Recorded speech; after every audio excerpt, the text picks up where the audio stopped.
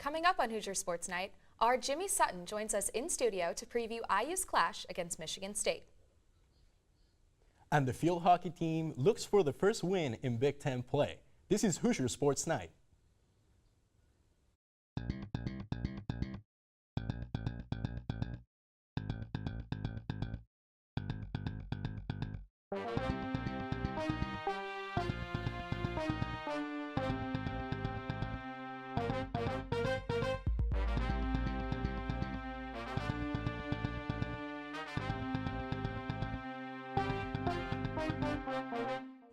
Welcome to Hoosier Sports Night. My name is Juan Diego Alvarado. And I'm Mary Kate Hamilton.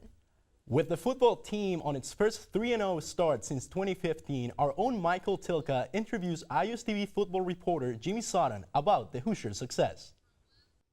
Thanks, Juan Diego, and Jimmy, thanks for joining us here. Thanks for having me. So we are a quarter away through the season through IU, 3-0, undefeated. What are some of your early takeaways so far? Yeah, so far from what I've seen this season, starting with the offense, actually I'm going to start with defense. When you have the people like Raekwon Jones and Jonathan Crawford, they've done a great job of turnovers, and they've excelled in just stopping their opponents. As the offense goes, Ramsey's completion percentage numbers are off the charts. And then you have Stevie Scott. He's a true freshman, and his numbers are unimaginable, nothing we've ever seen. And then the wide receiving core, it's as deep as everyone thought, and they're excelling as well. Now, one of the things that's been really buzzing about this team is that S&P Plus is projecting this IU team to finish with 8 wins this season. It's kind of hard to imagine. Do you think that this number is achievable at all, or is it just kind of pie in the sky? I'll say this. It's a number that you hear, and it's like, wow, that's pretty high up there. But if they can win the games that they're favored to, I think it's very achievable, and it quite possibly could happen. But this goes along with beating the teams like Rutgers, Minnesota, and Purdue. Now, they have the hard games where they have to face Ohio State, Penn State, and Michigan State, for example, this weekend.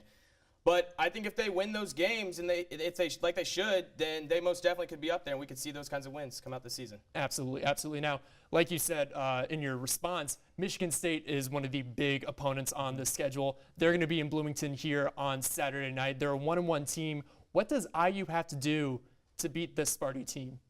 Yeah, I think they have a lot of returning players, and Indiana knows that. This is kind of like the team they faced last season.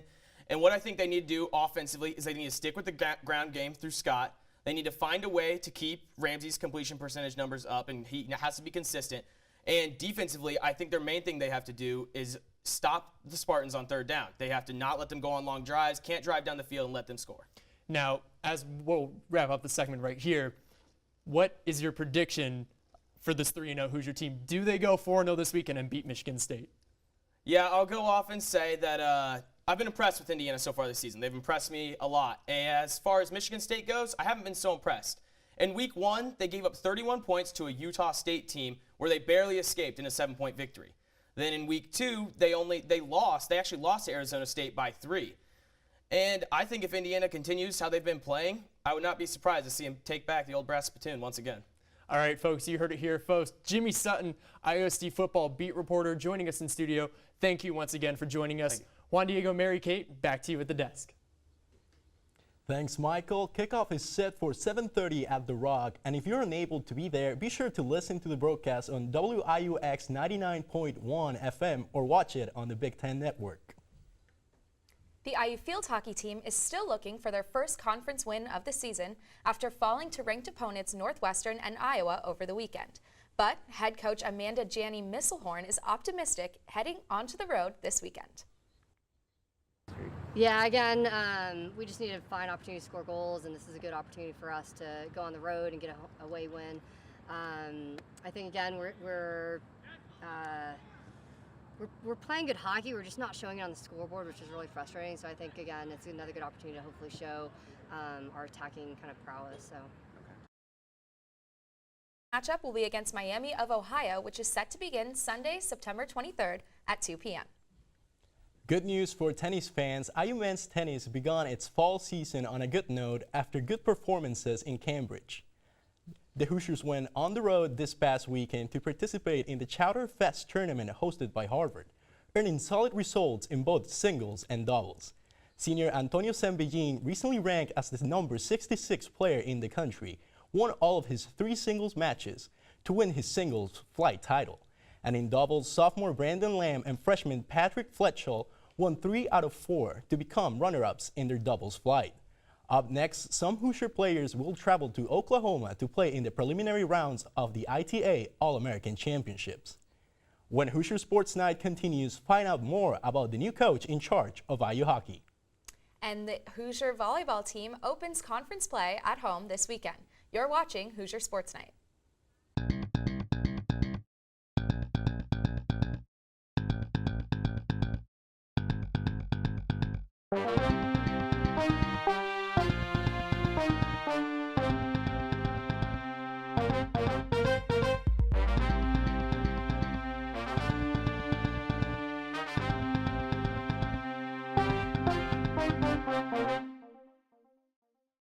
Welcome back to Hoosier Sports Night. Following his successful coaching debut, IU hockey head coach Andrew Newnham seeks to stay on the winning tracks. Our own Jack Grossman with the story. After going through a coaching carousel over the last calendar year, IU hockey is hoping for stability on the bench with a new head coach at the helm.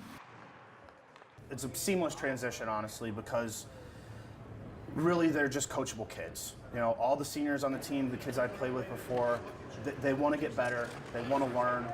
Having a perspective from someone behind the bench that sees everything versus just what's happening on the ice, I feel like they respect my opinions and listen to me pretty well. Andrew Newman is the third man to coach the Hoosiers in the last 10 months, as the Hoosiers moved on from Quint Hagmeyer last November and had an interim coaching staff for the rest of the 2016-17 year. A transition mid-season is always going to be a challenging thing to cope with. You know, this year, knowing that we have a steady coach all throughout the year, it's reassuring. We're starting the year with a clean slate this year. Well, it was a little hectic. Obviously, they didn't hire me until late in summer, so I didn't have a whole lot of time to prepare. But I assisted with the head coach last year, so I know a lot of the guys on the team. It was a pretty easy transition. After playing for IU from 2013 through 2016, Newman joined the Hoosier coaching staff as an interim assistant midway through last year. The 24-year-old helped lead the Hoosiers to 5 of their 7 victories, and he hopes that success can help the Hoosiers in the upcoming season. I think the main thing we looked for was familiarity with the program. I mean, there's a lot of other factors that go into hiring a coach, but familiarity with the program is probably number one. Yeah, he just knew the dynamic of the team and he knew a lot of the guys, so coming in, he already had a step ahead of everybody else.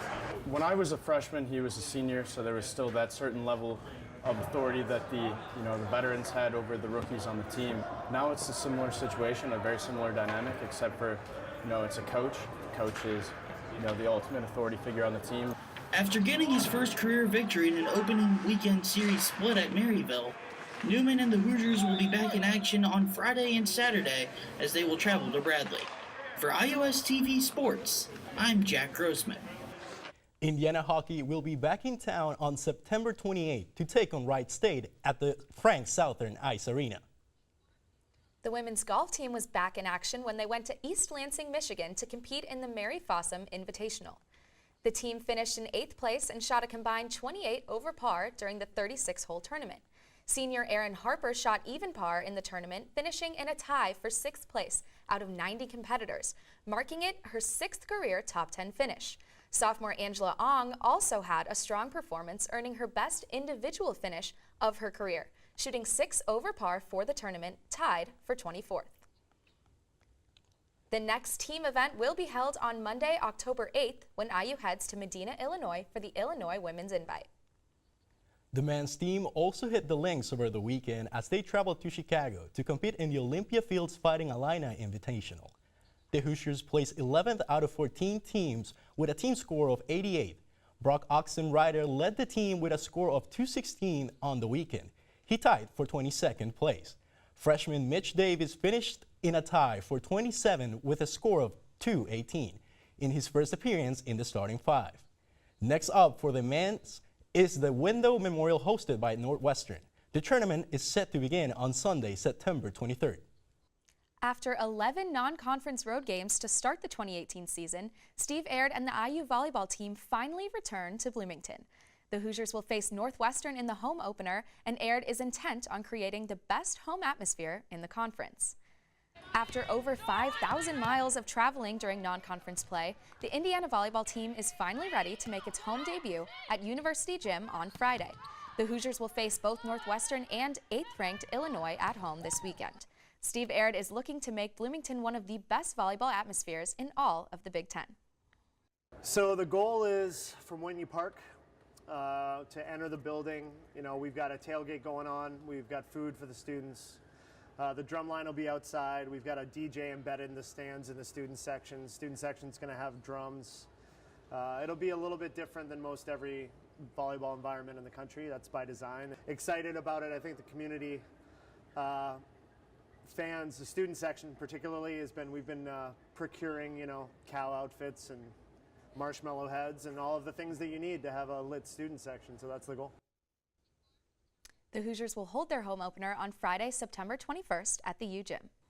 IU men's and women's cross country continue their successful runs after impressive performances at the Meet of Champions in Bronx, New York. It started with the women. Reigning Big Ten individual champion Catherine Receiver nabbed her first win of the season with a time of 17 minutes and 30 seconds, with teammate Maggie Allen not too far behind in third place, which keeps the Hoosiers undefeated throughout 2 meets so far. As for the men, they also remain undefeated after taking first place in their meet as well. IU was led by junior Kyle Mao, who finished in third place overall with a time of 25 minutes and 6 seconds. And freshman Dustin Horder impressed once again with a 10th place finish with a time of 25 and 40 seconds. Up next, the Hoosiers will go to Madison, Wisconsin to take part in the Nite Wisconsin Invitational on September 28th. That does it for our show this week, but don't forget to like our page, IUSTV Sports, on Facebook and follow us on Twitter at IUSTV Sports. For Mayor Kate Hamilton, I am Juan Diego Alvarado. We'll see you next week.